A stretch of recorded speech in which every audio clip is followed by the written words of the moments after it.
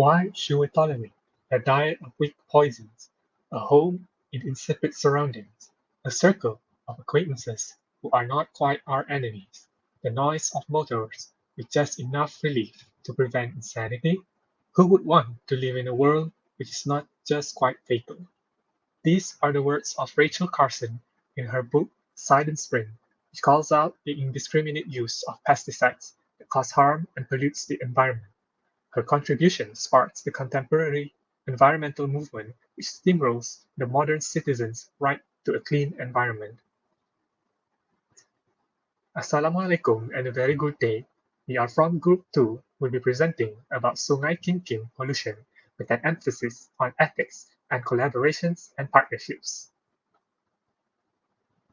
We'll go through introduction with chronology, causes, and effects. Then we will look into its ethics, corrective and preventive action, collaboration, and partnerships, and end with policy making. We will be looking into a brief introduction of pollution. According to National Geographic Society, pollution can be defined as introduction of harmful substance into the environment.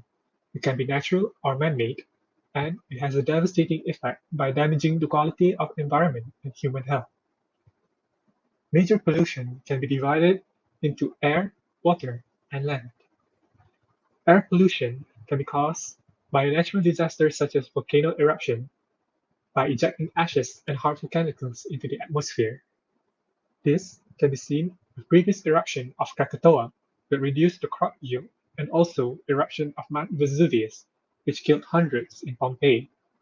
However, most air pollutions are a product of human activities, such as the burning of fossil fuels and emission from cars and factories. Air pollution can cause smog and haze and also global warming.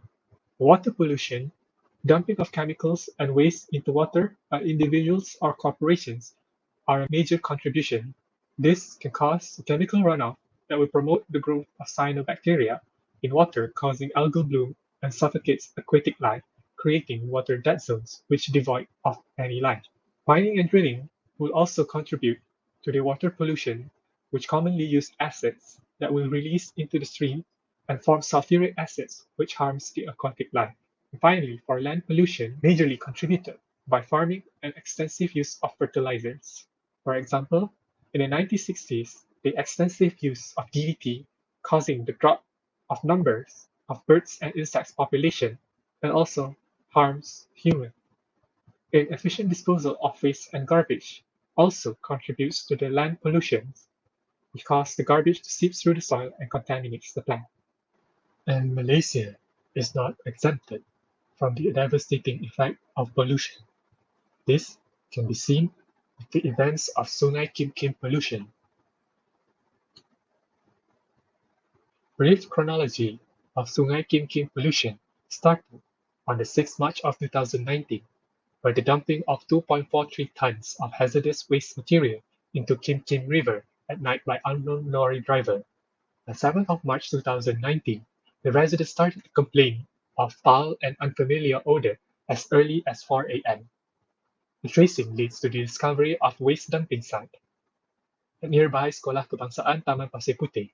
However, it was too late at that time where 103 students, including 3, needed ICU care for respiratory distress, vomiting, and irritation.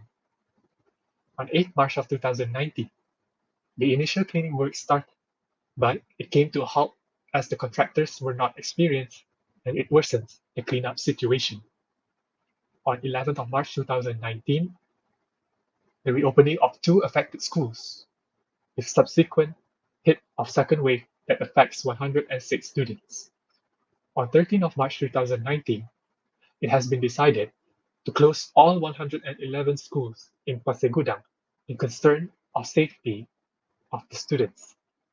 On 19th of March 2019, a cleaning operation along 1.5 kilometers of river and 900 tons of soil and 1,500 tons of polluted water has been completed. At this time also, arrest of key suspects was also done. And finally, on 31st March 2019, all 111 schools in Pasir Gudang has been reopened. Okay. Move on to the causes of Sungai Kim Kim pollution.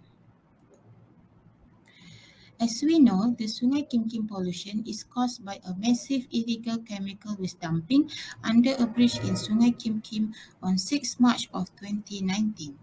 This results in toxic gas release and toxify the residents and pupils in several schools within the riverside area.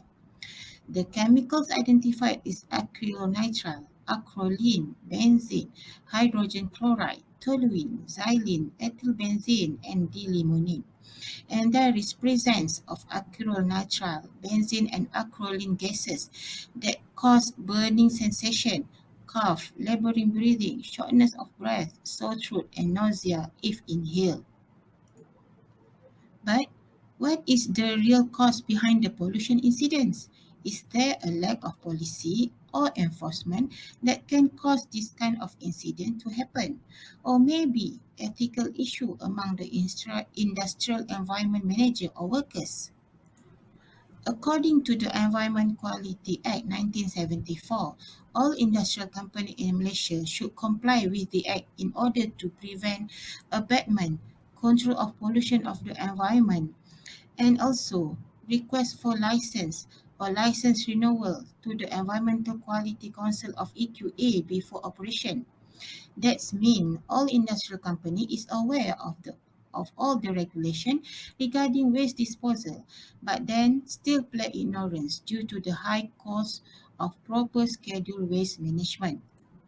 This might also be due to the poor chemical management monitoring policy by the authorities against industrial or manufacturing company, such as Ministry of Environment, Department of Safety and Health, and City Council. These three organizations should cooperate, enhance, and broaden their scope of enforcement on waste management as parallel to the advancement of current industrial technology. Based on Sungai Kim Kim pollution incidents, it can be observed that Malaysia lacks experience in handling hazardous chemical disasters involving the population. This is proven when the initial cleaning waste is done by an experienced contractor and then eventually worsen the situation, and there are no standard operating procedure or guideline in managing hazardous chemical disasters. Authorities' attitude that treat pollution as one episode of disaster is another reason as why the pollution happened in Malaysia. Even after the Sungai Kim Kim incident on March 2019, another toxic gas poisoning had occurred in Pasir Gudang that affected thousands of victims at the end of June 2019. And the main cause of Sungai Kim Kim incident or environmental pollution in general is the low ethics and awareness of environmental quality in all responsible personnel. This then led to irresponsible action by all the involved individuals. So, what are the effects of the Sungai Kim Kim pollution? So, the four chemicals that was involved is acrolein, which can cause lacrimation, eyes, skin, and respiratory tract irritation. Acrylonitrile irritates the eye, skin, and respiratory tract. It can also affect the central nervous system upon long exposure. Till mercaptan, it can cause respiratory depression. High levels can cause unconsciousness and death. That is during the extreme high level. And benzene, it causes eyes, skin, and respiratory tract irritation. If swallowed, aspiration in lungs may result in chemical pneumonitis. Long-term exposure can lead to leukemia. Besides that, schools were closed down. So this affected the education of students. Both teachers and students were mentally affected as well. And not to forget the budget. 6.4 million compensation and cleaning operations by Johor government was given and 10 million by the federal government. Now let's dig into the ethical part of Sungai Kim Kim. It is identified that rather than technical incident, the major contribution to this famous troubled water incident was lack of ethics and moral in individual. It begins with the illegal dumping of chemical waste into the river by workers from company P Tech Resources who claim to follow the order from CEO, thus flouting the standard operating procedure (SOP) of disposing chemical waste and was not aware of the content of the chemical due to the absence of proper label. So the neglection and abusement of proper SOP in handling harmful waste therefore results in a horrible tragedy. Looking into Sungai Kim Kim tragedy, according to the expertise Dr. Zaki, who have been monitoring rivers and lake in Malaysia, in 2012 during his visit to the river, there was a suspicious black patches flowing into the river, usually appearing at night, on the weekends and after heavy rain. Complaint had been made to the authorities, Department of Environmental, DOE, however, neither response nor action was taken. Fast forward in 2019, Sungai Kim Kim reached its angry mode where it could not longer sustain and dilute the amount of suspicious black chemical, leaving a nasty effect to the neighbouring resident with the help of strong wind that further widened the area affected. Another ethical part to look into is industrial factory must treat wastewater to standard limit of biochemical oxygen demand BOD before it is disposed. Standard A is used for water supply intakes downstream, whereas Standard B applies to any other inland wastewater or Malaysian water. Under this standard, the guideline used by DOE to measure water quality in rivers detect anything above 12 mg per litre would place a river in class 5, essentially making it dead. And our most stringent regulation in terms of industrial effluent discharge, when you compare to the water quality standard, it is actually class 5. So how can we still allow the release of water into the river? It is because the regulation were drafted in such a way where they hope that the river will dilute some of the bad waste. The question is whether the river can dilute this or not. It is because when you have so many industrial premises packed into a small region, it just oversaturated. Some river could only be just a small river. So in other countries, it is noted that they have even more comprehensive regulation that not only look at the concentration of chemicals and other substances in water, but also the volume of discharged water and the size of receiving river. Next is poor planning. Pasir Gudang was a collection of fishing village in 1960s. In 1977, the state government gave statutory body Johor Corporation the mandate to administer the town until 2009. Many environmental laws did not exist at the time. Pasir Gudang Municipal Council MPPG only took over local administration 10 years ago. Johor Corporation had developed Pasir Gudang into industrial area, paving the way for the establishment of the Johor Port, which became an alternative to the Port of Singapore. Gan Kan Hui, who involved in the city planning in southern Johor, pointed out that the pattern of packing in so many industry into one area was meant to attract foreign investors. However, there was a lack of foresight in the initial development of the industrial town, which contributed to the pollution that concerned Pasir Gudang facing today. Back then, the field of city planning was not very established in the country, so development plan was usually carried out by land surveyor or architect. The initial development had focused so heavily on the industrial zone that nearly no attention was paid to the future development, such as having nearby residential area which began to pop up to accommodate those that attracted by the job opportunity. This is happening because planning comes only after the development. To sum up the ethical part of Sungai Kim Kim tragedy, we can learn through this tragedy on how important it is to have environmental ethic. Environmental ethic is a field that aims to provide a moral justification for the cause of global environmental protection or better understanding as using ethical principle in moral reasoning about environment. Let's proceed to corrective and preventive actions to mitigate water pollutions. The main character for these actions are the authorities, the industry, and the community itself. There are four main authorities involved. First is Department of Environment. They need to improve the penalties and punishment in Environmental Quality Act 1974 and Water Service Act 2006. Coordinate environmental awareness program to spread further about water pollution. integrating sustainable development concept in environmental impact assessment mechanisms, and also establish standard operating procedure for hazardous chemical disaster. Second is Department of Irrigation and Drainage. They should improve access to monitoring technologies and monitoring methodologies. More river rehabilitation, national river trade, and river of life projects to prevent illegal dumping, and introduce water reuse and exchange between industrial sectors. Third is Department of Occupational Safety and Health. They must improve collection, development, and interpretation of chemical health risk assessment data. Increase the frequency of environmental audits on the industrial side and establish zero discharge policies. Fourth is municipal council at each state. They should increase the clean zone area within the district, increase the frequency of drainage cleaning, especially within the industrial area, and create an easy to access complaint and report platform or website for the community use. Now for the industry. They need to hire or assign a workers with a certified environmental professional in scheduled waste management to the waste management department. They also need to conduct a training on the proper handling of different types of materials for relevant workers. Select a premise operated by Department of Environment licensed contractor to manage and dispose the waste generated by the industry.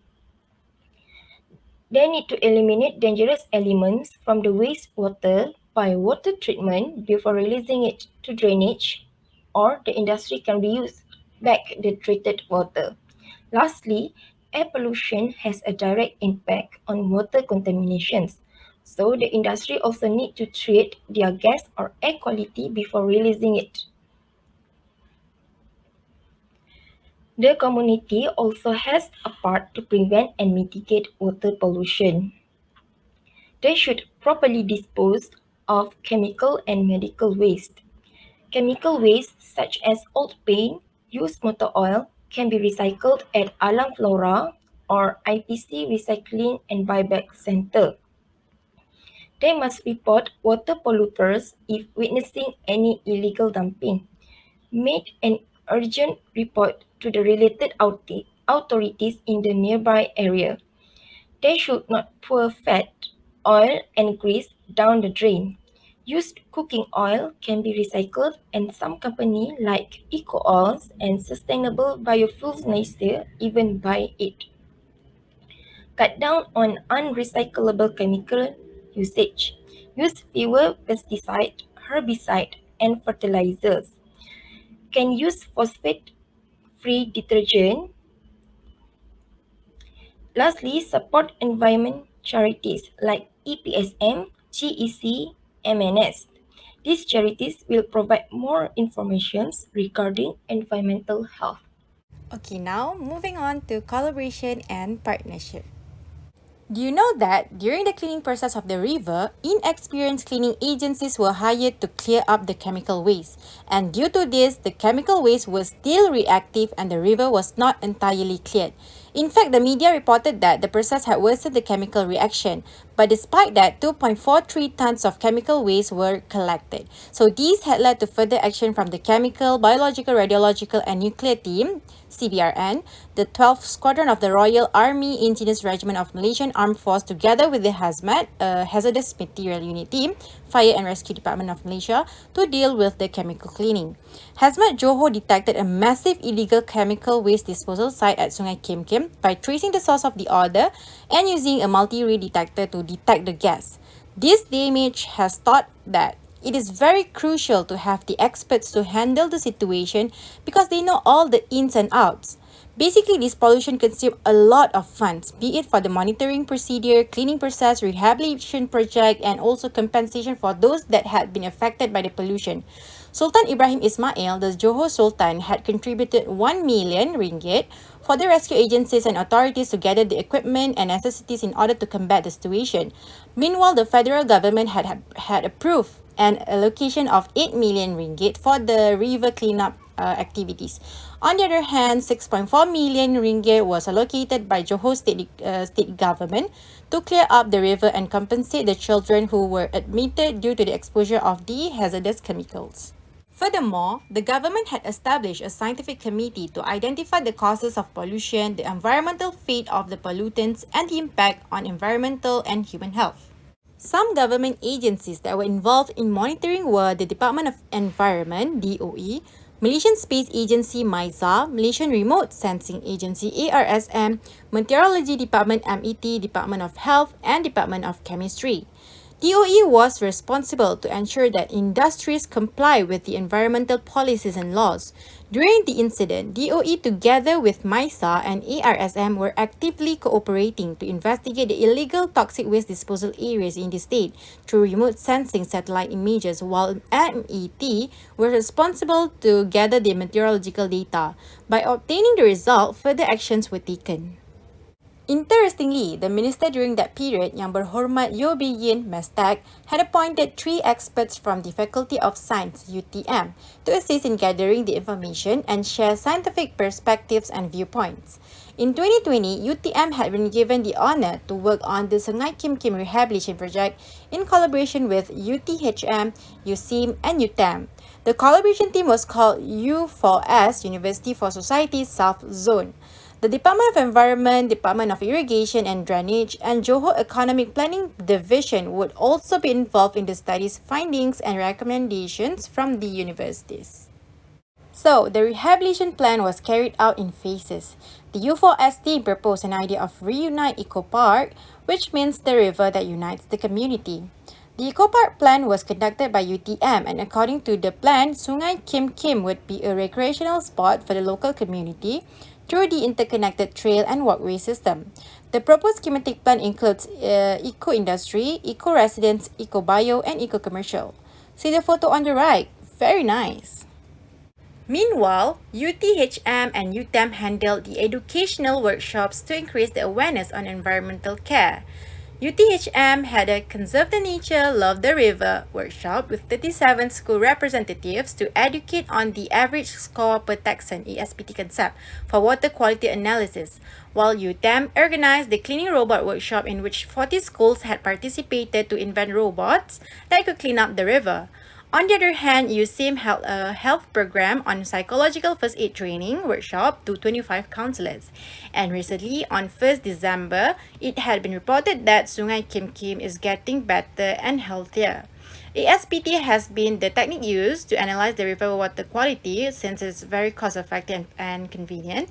And according to Menteri Besar Dato' An Hafiz Ghazi, a budget of 300,000 ringgit has been set aside for the preservation of Sungai Kim Kim in order to ensure its sustainability and avoid a repetition of the 2019 river pollution crisis. Now let's take a look at the policies those are adopted in Kim Kim River pollution case. Who were responsible for dumping waste in Kim Kim River? 3 persons were arrested and subsequently charged for illegal chemical dumping. 2 of them are the directors of P-Tech Resources Company and the other is their lorry driver. The company was an illegal tire recycling factory which operates in Basi Gudang. They were charged based on the EQA 1974 regulations. So what is the EQA 1974? Environmental Quality Act is the main legislation which governs environmental protection in Malaysia. It's an act relating to the prevention, abatement, control of pollution and enhancement of the environment. It is responsible for coordinating all activities related to the discharge of waste into the environment, as well as controlling the volume, types, constituents, and effects of waste, discharges, emissions, or other sources of pollution, which impact or may impact the quality of the environment.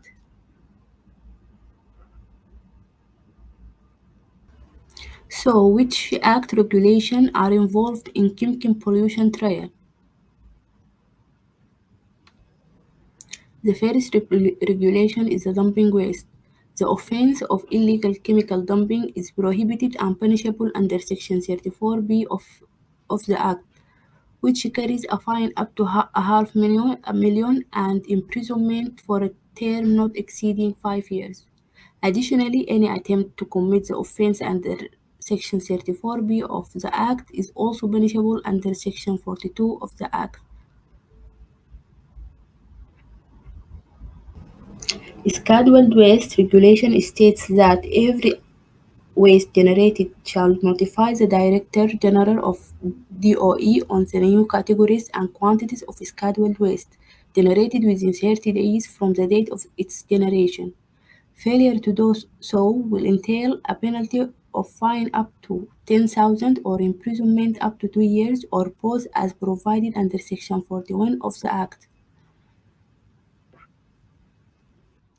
The third regulation is the Clear Air Regulation.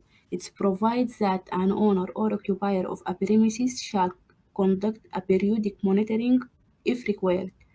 Any person who fails to comply with this regulation be liable to a fine up to 100,000 or imprisonment for up to 2 years or both. But the damages suffered by the public due to the pollution caused by the chemical dumping is relatively too large and is irreparable by such punishments provided under the law. So amendments have been made on the Act's regulation and punishments. For the most recent amendments, the Diwan Rakyat on October 5th passed the Environmental Quality Bills 2022 to increase the penalty to not more than 10 million for offenses such as water pollution and illegal disposal of the scheduled waste. Higher penalty was needed because the total cost incurred from the crime was much higher than the previous penalty amount. The bill also includes amendments to 28 sections of the Act, imposing heavier punishment with minimum fine of not less than 5,000 and mandatory imprisonment of not more than 5 years. So these are some of our references. With that, thank you for listening.